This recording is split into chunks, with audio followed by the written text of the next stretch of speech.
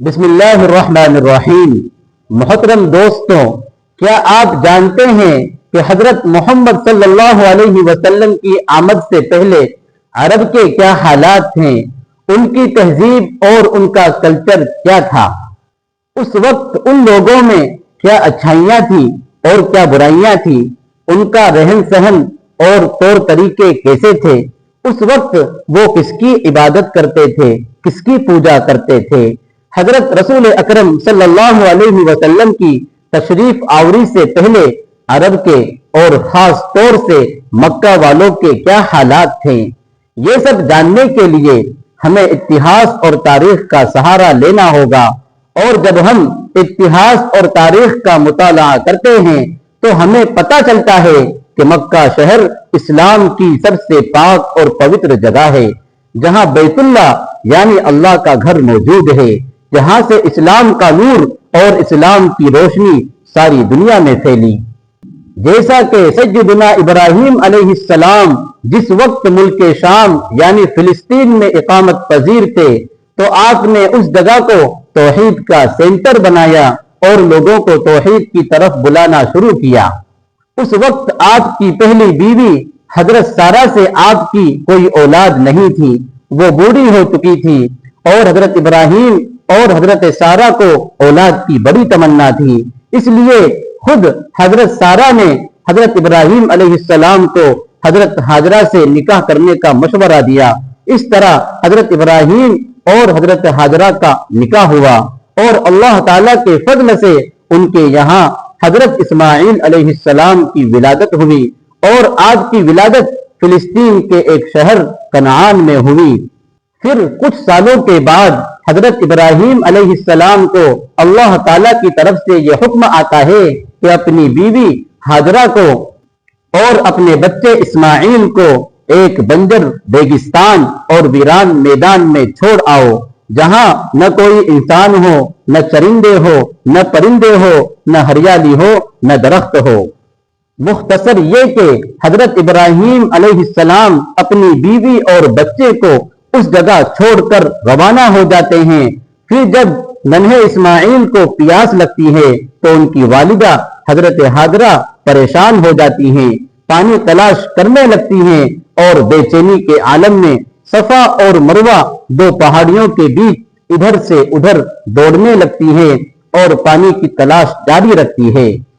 اور اسی درمیان اللہ تبارک و تعالیٰ نے اپنی قدرت کا مظاہرہ کیا، اور اس جگہ سے جہاں حضرت اسماعیل علیہ السلام ایڑیاں رگڑ رہے تھے وہاں سے پانی کا ایک چشمہ جاری ہو گیا، اور یہ وہی چشمہ ہے جسے آج دنیا زمزم کے نام سے جانتی ہے، اور یہ وہی مقدس اور پوتر پانی ہے جو ہزاروں سال بعد بھی آج اسی جگہ سے نکل رہا ہے۔ پھر کچھ عرصے کے بعد ایک قبیلہ وہاں سے گزرا جس کا نام جرہم تھا۔ جب اس قبیلے والوں نے وہاں پانی کا ایک چشمہ دیکھا تو وہ بہت تعجب کرنے لگے، اور وہ بہت خوش بھی ہوئے، کیونکہ ایک ویران اور ریتیلے علاقے میں پانی کا ہونا کسی چمتکار سے کم نہیں تھا، کسی کرشمے سے کم نہیں تھا۔ اس لیے انہوں نے حضرت ہاجرہ سے وہیں رہنے کی اجازت چاہی، اور حضرت ہاجرہ نے بھی انہیں وہاں رکنے کی اجازت دے دی۔ چنانچہ وہ قبیلہ وہاں آباد ہو گیا، اور جب حضرت اسماعیل علیہ السلام جوان ہو گئے تو آپ کی شادی اسی قبیلے میں ہو گئی، اور اس طرح دھیرے دھیرے آبادی بننے لگی، اور آہستہ آہستہ وہ جگہ ایک بستی بن گئی، اور آگے چل کر وہی بستی ایک شہر بن گئی جسے آج دنیا مکہ المکرمہ کے نام سے جانتی ہے۔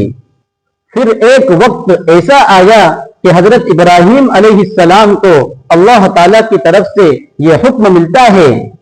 کہ میرے گھر کی تعمیر کی جائے، تو حضرت ابراہیم علیہ السلام نے حکم کی تعمیر کی، اور اپنے فرزند حضرت اسماعیل علیہ السلام کو ساتھ لے کر اس نیک کام کا آغاز کیا، اور دونوں نے مل کر اس مقدس جگہ پر بیت اللہ یعنی اللہ کا گھر تعمیر کیا، جہاں لوگ آ کر صرف ایک اللہ کی عبادت کر سکے، اور اسی مقدس مکان کو آج دنیا کعبہ کے نام سے جانتی ہے، اور یہی کعبہ آج مکہ شہر میں موجود ہے۔ جب حضرت ابراہیم اور حضرت اسماعیل علیہ السلام کا دور تھا تو سارے لوگ ایک اللہ ہی کی عبادت کیا کرتے تھے اور آپ کی ہدایات پر عمل کیا کرتے تھے، اور آگے چل کر حضرت اسماعیل علیہ السلام نے بھی اپنے والد کے مشن کو آگے بڑھایا، لوگوں کو توحید کی طرف بلایا، انہیں بھلائی اور انسانیت کی تعلیم دی، اور بعد میں آنے والے قبیلوں نے بھی آپ کی تعلیمات کو فالو کیا، اور یہ سلسلہ ایک لمبے زمانے تک چلتا رہا۔ لوگ حضرت ابراہیم اور حضرت اسماعیل کی تعلیمات پر، آپ کے بتائے ہوئے طریقوں پر زندگی گزارتے رہے، لیکن حضرت اسماعیل کے بعد ایک لمبے زمانے تک عربوں کے بیچ کوئی نبی اور رسول نہیں آیا، جس کی وجہ سے ان کے اندر کچھ بدلاؤ اور تبدیلیاں آنا شروع ہو گئیں، اور بات اس وقت آگے بڑھی جب قبیلہ بنی خزاعہ کا ایک سردار جس کا نام عمرو بن لحی تھا،